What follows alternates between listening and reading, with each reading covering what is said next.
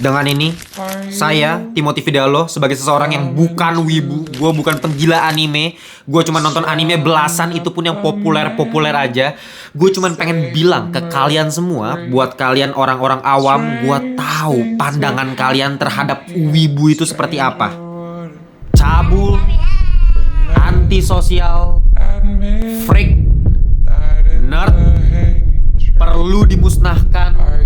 Makanya gara-gara gambaran kalian mengenai wibu itu kayak gitu, kalian jadi anti sama yang namanya anime.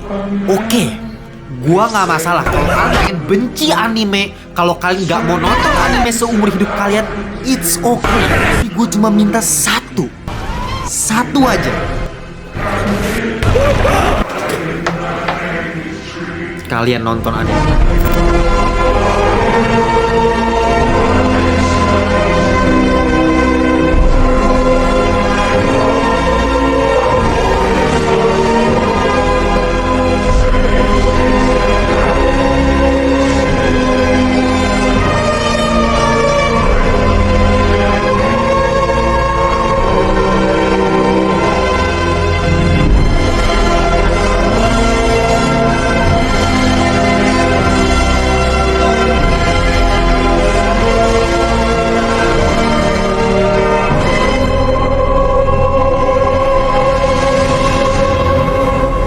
Oke, langsung aja inti dari pembahasan gue kali ini adalah gue pengen kalian semua yang gak pernah nonton Attack on Titan sama sekali, seumur hidup kalian cobain nonton film ini di bioskop. Karena ini lagi rilis, judulnya film Attack on Titan The Last Attack. Lah gila kali lu bang, anime super duper kompleks kayak begini yang udah dibangun selama 4 season, terus lu suruh orang awam cuma nonton bagian akhirnya doang. Auto konslet kali bang yang ada.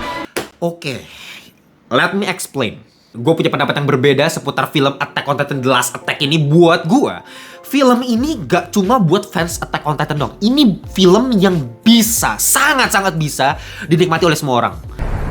俺たちがやることはただ一つ。戦え。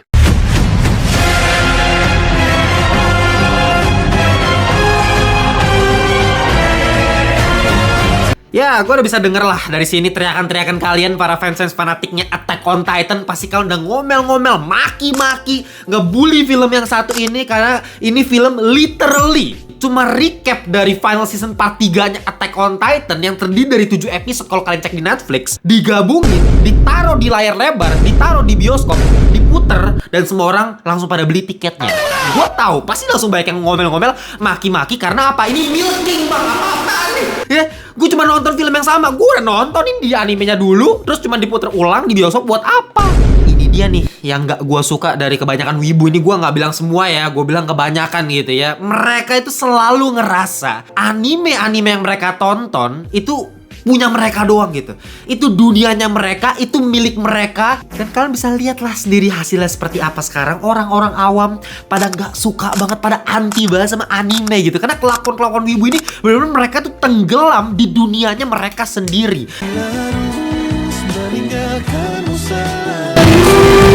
Padahal kalau boleh jujur nih, gue sebagai orang om yang bukan wibu, gue nonton beberapa anime, banyak sekali anime yang begitu bagus. Dan gue yakin sebenarnya orang awam tuh bisa tonton nih anime-anime ini dan orang pasti suka sama anime-anime ini. Salah satunya adalah Attack on Titan ini. Bahkan ketika kita cuma potong bagian akhir dari Attack on Titan, ya, cuman dipotong bagian akhir, kita taruh di bioskop, ini udah masuknya kategori cinema menurut gue. Absolute cinema. Standar ganda lu bang. Giliran waktu itu Demon Slayer keluar di bioskop, lu maki-maki filmnya. Jadi bener-bener abis 1 jam itu, literally lu baru dimunculin judulnya, ya kan? Baru ada judulnya, be. Judul film yang lu bakal tonton itu 1 jam. Ini udah bukan intro lagi. Ini bukan recap lagi nih. Ini literally lu money milking abis lu. Seriously. Lu bandingin sama Demon Slayer yang gua literally nonton di bioskop, duduk selama 15 menit di awal, cuma nonton opening lagu dari Demon Slayer scene 1 sampai scene 3.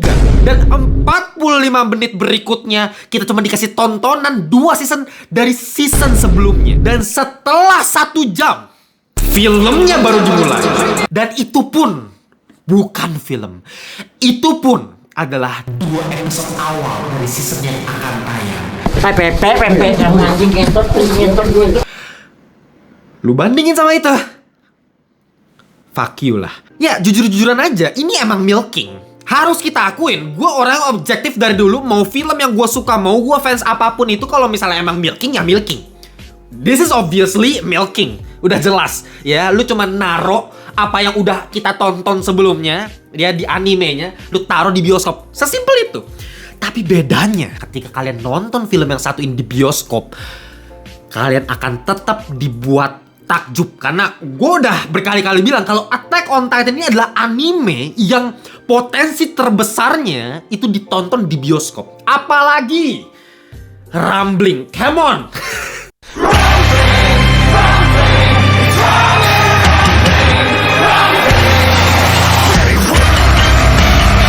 Titan menghancurkan 80% umat manusia di muka bumi.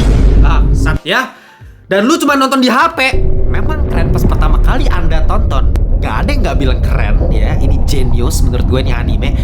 Tapi kalau kalian nonton di bioskop, jauh banget experience-nya ya. Sama halnya kayak misalkan nonton Transformers, kalian nonton Jurassic Park, nonton film Kaiju, Monster, Godzilla, Monsterverse. Nggak bisa nonton di HP, beda. Kalian nonton di bioskop itu imersif banget gitu ya. Secara sound design, secara scoring musiknya, apalagi Attack on Titan, kalian tahu musik-musiknya seperti apa ya, drop beatnya seperti apa, kapan musiknya dibikin crescendo, kapan action sequence-nya itu bisa bikin kita tuh langsung kayak pengen nangis gitu nonton. Gue berkali-kali ya kemarin nonton ini di bioskop mau nangis, padahal gue nonton film, gue udah nonton ini, udah nonton anime udah tamat.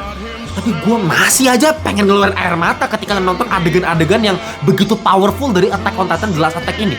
Tapi kali ini gue gak akan ngebahas film Attack on Titan ini dari perspektif orang-orang yang udah nonton sebelumnya, para fans-fans Attack on Titan gitu ya. Experience-nya gimana nih ketika nonton ulang, apakah ada scene yang berbeda dan sebagainya. Gue gak bakal bahas dari perspektif situ. Kali ini gue akan mencoba untuk review dari perspektif yang berbeda, yaitu dari perspektif orang awam, orang yang sama sekali nggak pernah menyentuh anime Attack on Titan ini ya. Karena gua yakin, gua jamin kalian semua yang nggak pernah nonton Attack on Titan akan termanjakan dengan film yang satu ini, dan kalian akan masih mengerti apa makna di balik film yang satu ini. Pertama, apa basis argumen gua untuk mengatakan kalau misalnya film Attack on Titan The Last Attack ini bisa ditonton oleh semua orang? Generalisasi. Simple aja. Karena Attack on Titan adalah sebuah anime yang berbasis philosophical, bukan berbasis lore. Nah, kita perlu bedain nih ya, dua tipe anime ini. Paling gampang, paling sederhana kita pakai contoh Naruto. Gua fans berat Naruto, ini anime favorit gua sepanjang masa, Naruto, definitely. Tapi gua harus akuin, anime Naruto adalah anime berbasis lore. Dalam artian, kita mengikuti perjalanan karakternya dari misi ke misi, dari arc ke arc, dari karakter yang satu ke karakter yang lainnya, dari detail satu ke detail lainnya. Sehingga kalian bayangkan kalau misalnya Naruto dibuat jadi sebuah film. Kita bayangkan ya, arc Pain. Ya, ini arc yang paling terkenal dan salah satu yang terbaik lah ya di Naruto gitu ya. Atau arc-nya Perang Dunia Shinobi Keempat atau apapun itulah. Ditaruh di bioskop, satu part itu doang. Secara action, kita nggak usah debat, udah pasti keren. Secara eksekusi, oke keren. Tapi ketika ada scene misalnya Sakura teriak Naruto, Onegai! Naruto!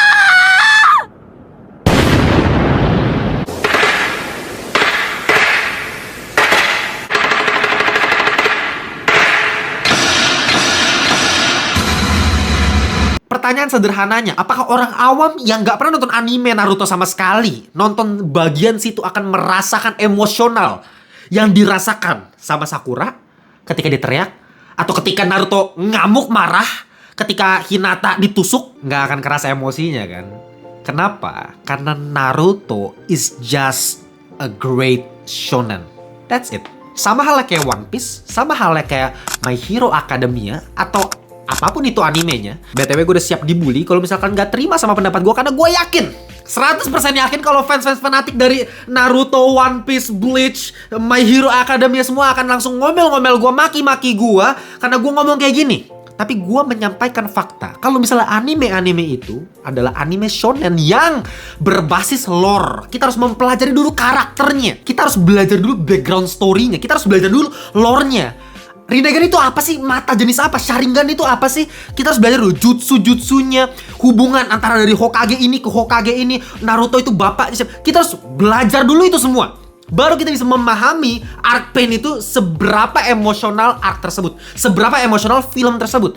Nah, beda halnya dengan Attack on Titan. Menurut gue ini adalah kategori anime yang ya oke, ini shonen tapi nggak cuma sekedar shonen. Ini lebih dari itu. Ini lebih dari sekedar karakter from zero to hero, yang dimana kita tumbuh bersama karakter tersebut dari kita kecil gitu ya. Dari kalian kecil nonton One Piece sampai sekarang episode-nya belum tamat gitu ya. Diterus-terusin dan kita makin bertumbuh sama karakter-karakter kayak Luffy, Zoro, dan sebagainya kan. Tapi beda halnya sama Attack on Titan. Gue kutip kata-kata dari sutradara ya favorit gue, Quentin Tarantino, mengenai perbedaan antara sebuah TV series dan sebuah film. Kenapa film itu lebih baik daripada TV series ya? Dalam hal ini anime lah, kita masukin ke kategori TV series. But at the end of the day, it's all just a soap opera.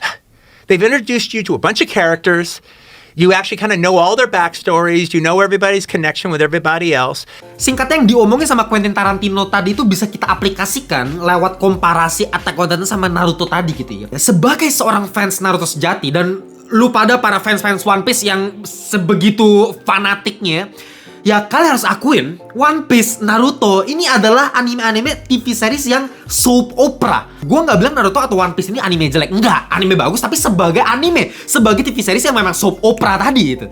Dalam artian untuk memahami One Piece, untuk mengerti seberapa bagus cerita di One Piece, kita harus belajar dulu karakternya, interkoneksi antar karakter ke karakter. Ada karakter ini, oh ini koneksi ke sini, oh ini masa lalunya seperti ini, oh ini ternyata ini seperti ini, easter egg-nya, oh ini plot twist-nya seperti ini.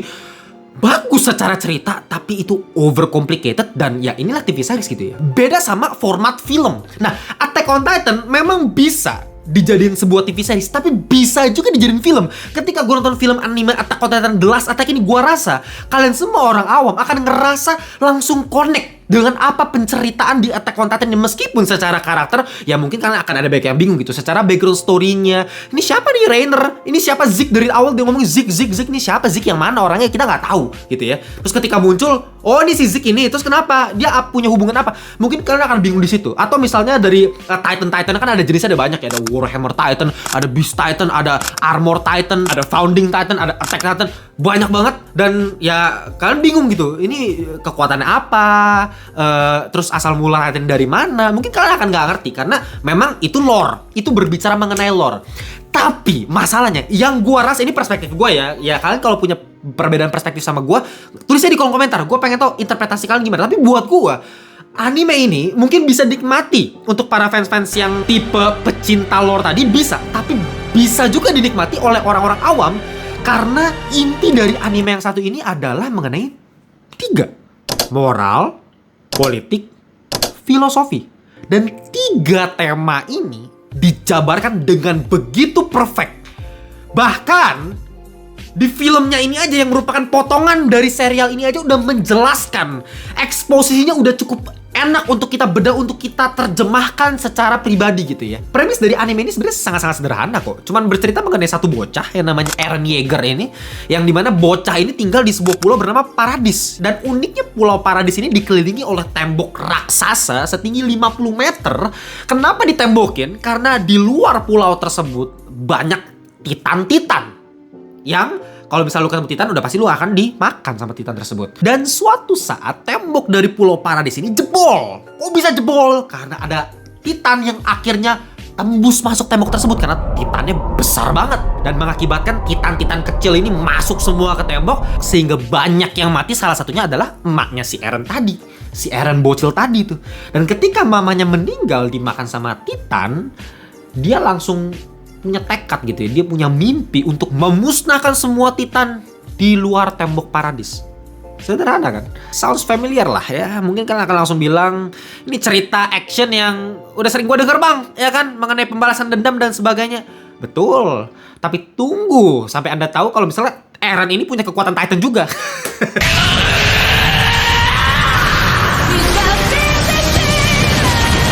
Iya, nah disitulah cerita baru dimulai. Ketika dia mengetahui sebenarnya apa di balik tembok paradis tersebut. Ternyata masih ada bangsa manusia lain, bangsa Marley, yang sebenarnya mereka antagonisnya.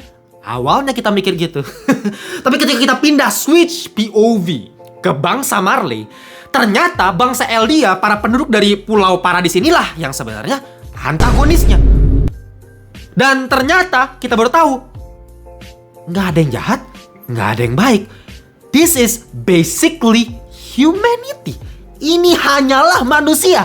Ada yang jahat, ada yang baik. This is politik. Ini adalah realita, potret dari kemanusiaan, bahkan di kehidupan sebenarnya gitu loh. Ya, yang bikin Attack on Titan ini adalah cerita yang begitu luar biasa, jenius, dan relate untuk setiap orang di muka bumi ini. Karena ini adalah manifestasi.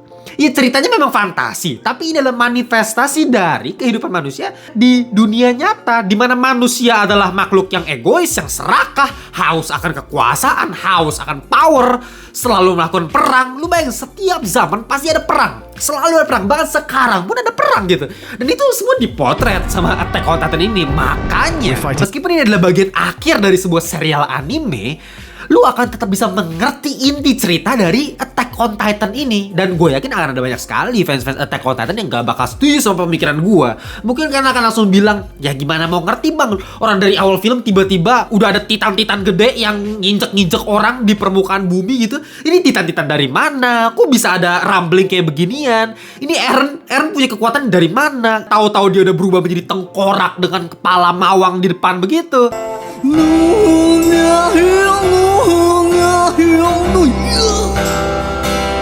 Oke, gue terima. Memang argumen gue itu nggak 100% valid. Karena apa? Karena gue udah nonton Attack on Titan. Jadi memang sebenarnya nggak fair ya kalau misalnya gue ngomong ini bisa buat orang awam. Padahal gue udah nonton Attack on Titan. Dan gue baru nonton film ini.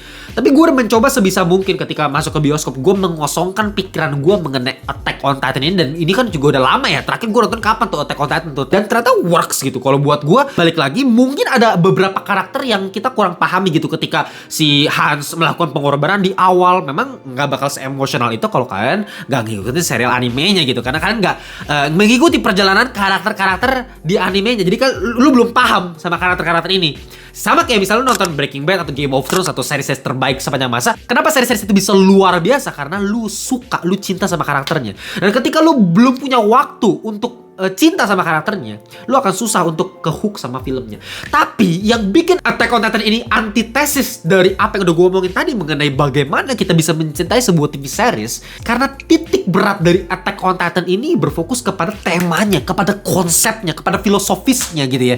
Memang karakter dan lore itu punya peran penting sekali di Attack on Titan. Jadi memang kalau bisa sebenarnya nonton anime dulu sih. Cuman masih sangat bisa dinikmati gitu tanpa lu nonton anime sekalipun. Apalagi ada banyak sekali dialog-dialog yang memberikan eksposisi. Jadi kalau misalnya kalian belum paham sama karakter ini, kalian belum paham sama motivasinya, akan ada banyak sekali dialog yang masih tipikal anime. Mau bagaimanapun, secanggih-canggihnya Attack on Titan ini tetaplah anime yang selalu menggunakan dialog-dialog untuk memberikan eksposisi gitu ya. Nggak bisa seperti film murni yang tanpa eksposisi, kayaknya nggak bisa juga gitu ya. Makanya itu juga sih sebenarnya bisa bikin kalian lebih paham lagi untuk nonton film ini gitu. Karena lewat dialog-dialognya si Armin kita tahu, oh si Eren tuh orangnya kayak gini gitu loh.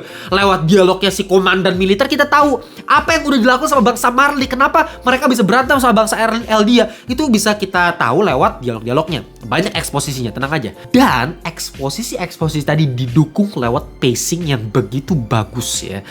Kalau misalnya kita ngomongin secara plot, oke lah One Piece dewanya kita anggap gitu ya. Misalnya secara scoring musik, oke lah kita anggap Naruto dewanya.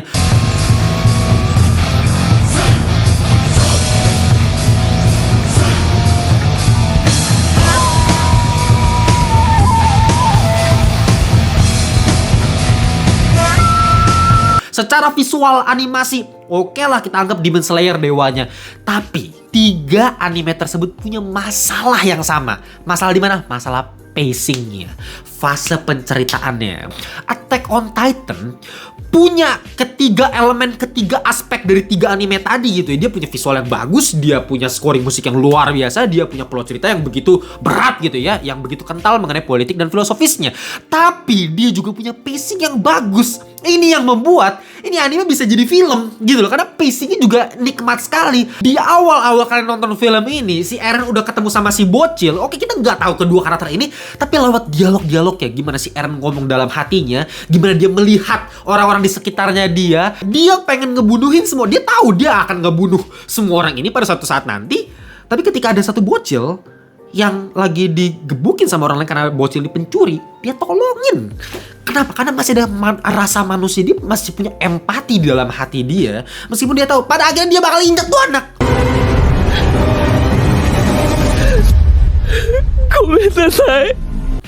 Dan itu digambarkan, divisualisasikan, diceritakan lewat editing yang luar biasa nikmat sekali. Cut to cut antara ketika si bocil lagi nyolong terus tiba-tiba getar ya kan, ternyata udah mulai rambling, titan udah mulai datang gitu ya. Semua orang pada takut dengan mikro ekspresi, orang-orang pada ketakutan dengan, ya lu tau lah stylenya Attack on Titan, mukanya selalu dibikin arsir kayak begini kan, sehingga perasaan ketakutan itu begitu kerasa sampai ke penonton, apalagi nonton di bioskop gitu loh ya. Dari situ nanti cut lagi, perpindahan ke masa lalu ketika si Eren lagi ngobrol sama si bocah gitu ya. Antara satu scene ke scene yang lain itu saling menguatkan, dan editingnya, momentumnya selalu pas. Ketika fighting sequence ya, kapan harus dibikin slow, kapan musik itu lagi nggak ada, terus kapan drop beat gitu, bam gitu, terenet, bangsat.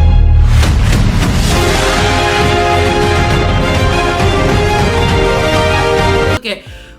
Berkali-kali gue nangis gara-gara itu. Pacingnya selalu on point, editingnya selalu pas. Kapan musik harus pakai percussion, kapan tensi lagi di-build gitu. Oh, kapan dijatuhin boom gitu kan. Kapan dibikin kita takut tegang gitu ya. Ketika si Vlog misalnya nembakin pesawat. Anjing, kan itu dikasih apa? Moment of silence dulu, ekspresi dulu. Itu kan tipikalnya Attack on Titan. Ketika ada mau plot twist pasti ekspresi dulu, hening dulu tanpa musik. Ah, これからだ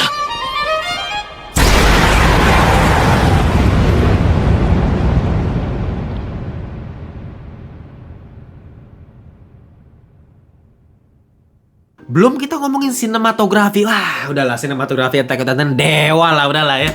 Kalau ngomongin fighting sequence dengan peralatannya itu, aduh, itu udah POV shot ya, 360, follow up, ya tracking, aduh, itu gua nggak usah jelasin lagi. Kalian mending rasain sendiri di bioskop, lebih mantep lagi, lebih maknyus lagi secara visual. Dan jangan lupa juga momen-momen kecil seperti bayi yang dioper ketika manusia udah di pinggir jurang, udah mau diinjek-injek sama Titan, tapi bayi itu tetap masih diselamatkan gitu ya. Orang-orang masih jatuh tapi bayinya tetap dioper, dan satu-satunya berwarna di frame tersebut ya bayinya gitu, berwarna merah, sedangkan orang di sekitarnya monokrom gitu, hitam putih gitu. Dan ini mengingatkan gue sama film Schindler's List ya, siapa yang nggak tahu ya. Ya udah pasti terinspirasi dari situ, tapi dari situ kita bisa mengerti gitu bahwa bayi ini jadi representasi dari harapan, simbol harapan. Jadi manusia, oke, Eren punya pendapat nihilistik gitu ya. Dia punya pemahaman kalau misalnya udahlah gue bunuh aja semua manusia untuk mendapatkan kebebasan yang gue mau. Udah ya gue nggak punya cara lain lagi gitu. Dan nggak ada yang membenarkan Eren sama sekali. Di sini memang dia adalah the real villain, dia adalah the real antagonis ya. Meskipun di awal cerita animenya dia adalah hero, di akhir dia jadi antagonis gitu ya. Dan ketika dia punya pendapat yang keliru sebenarnya diperlihatkan lewat satu frame bayi, kalau there is still a hope in humanity gitu, lewat bayi gitu, lewat pewarnaan, lewat color grading. Memang ada beberapa hal yang cukup gue sayangkan secara gue pribadi ya, dan gue yakin akan ada banyak sekali yang gak setuju sama pendapat gue. Tapi gak apa-apa, gue pengen kalian debat aja, kita diskusi bareng gitu ya. Tapi buat gue, kalau misalnya kita ngomongin sebuah film yang artinya ini udah bisa ditonton oleh kalangan umum, orang awam bisa nonton gitu ya, ini terbuka untuk semua orang, gak cuma untuk fansnya doang gitu ya. Menurut gue pribadi, dialog terakhir antara Eren sama Armin yang sebenarnya ini adalah kata kunci kan, ini sebenarnya klarifikasi dari si Eren gitu ya. Ya sebenarnya apa sih yang ada di kepalanya si Eren gitu, kita baru bisa bedah satu-satu. Perasaan dia sama Mikasa seperti apa, kenapa dia melakukan rambling, kenapa dia mau bunuh semua umat manusia, kita tahu lewat dialog dia sama Armin gitu ya. Tapi kalau misalnya kita berbicara mengenai film, entah kenapa buat gue itu dialog mendingan dihilangin aja. Kalau kita ngomongin secara orang awam ya, ini dari perspektif orang awam. Oke, kalau misal dari segi pecinta anime ya jelas mending ya udahlah sama persis aja biar kita tahu juga gitu. Jelas ya alasan Eren apa. Cuma kalau gua ditanya, gua akan lebih memilih ketika si itu dipenggal palanya itu selesai aja di situ. Di situ selesai, paling ya dikasih lihat teman-teman Eren kayak gimana, Mikasa kayak gimana di masa depan, dan progress humanity itu seperti apa, itu bagus ya. Tetap harus ada itu scene-scene seperti itu. Tapi menurut gue dialog antara si Eren sama Armin itu menurut gue mendingin dihilangin aja, karena itu eksposisi yang terlalu belak-belakan menurut gue. Terlalu dijelasin. Sama seperti ada satu scene yang ini tambahan ya, nggak ada di animenya, tambahan di filmnya kalau di bioskop ini sedikit. Jadi post credit jatuhnya ya, abis kredit baru muncul, yang dimana ada sedikit pesan dari Hajime Isayama, kreatornya Attack on Titan, yang gue tangkep ya, yang dimana dia ngomong kalau misalnya ya udah nggak usah terlalu jelas-jelas amat gitu ya ceritanya. Kalau misalnya ada yang nggak jelas ya itu kan interpretasi masing-masing, jadi kita bisa membedah filmnya, animenya secara pribadi lah gitu ya, nggak usah terlalu belak-belakan dikasih tahu. Ya itu yang gue tangkap sih dari akhir. Tapi ironisnya ketika gue nonton dialog antara Eren sama Armin itu terlalu menjelaskan semuanya, terlalu menjelaskan karakter Eren itu seperti apa. Kalau misalnya itu adegan dihilangkan, lebih akan ada ruang untuk menjadi bahan diskusi gitu untuk orang awam. Kalau misalnya sebenarnya apa yang dipikirkan Eren ini, kenapa dia pengen membantai seluruh umat manusia gitu ya. Karena menurut gue dialog-dialog selain itu, scene-scene selain itu dari Eren itu sendiri dari awal sampai akhir, flashback ke masa lalu dan sebagainya, menurut gua itu semua udah cukup menggambarkan sebenarnya film ini tuh pengen ngomongin apa, ini anime pengen ngomongin apa. Udah bercerita sebenarnya tanpa harus ada dialog antara Eren sama Armin. Oke, kalau kalian gak setuju sama gua, tulis aja di kolom komentar, kita debatin. Tapi overall, kalau kalian tanya final score film ini buat gua akan kasih 9,3/10 alias top, Marco top ya. Ini bener-bener pure dari film ya, gua gak ngomongin anime secara keseluruhan, AOT. Jadi bener-bener tanpa kita tahu background story si A, si B, si C, gue cuma nonton filmnya, gue menilai ini 9,3 karena udah cukup jelas, eksposisi jelas, filosofi jelas, tema politiknya jelas, kental semuanya, berbobot semuanya. Kalau kalian punya pendapat yang berbeda, kita diskusi di kolom komentar. Kita jumpa di video berikutnya. Bye-bye semuanya.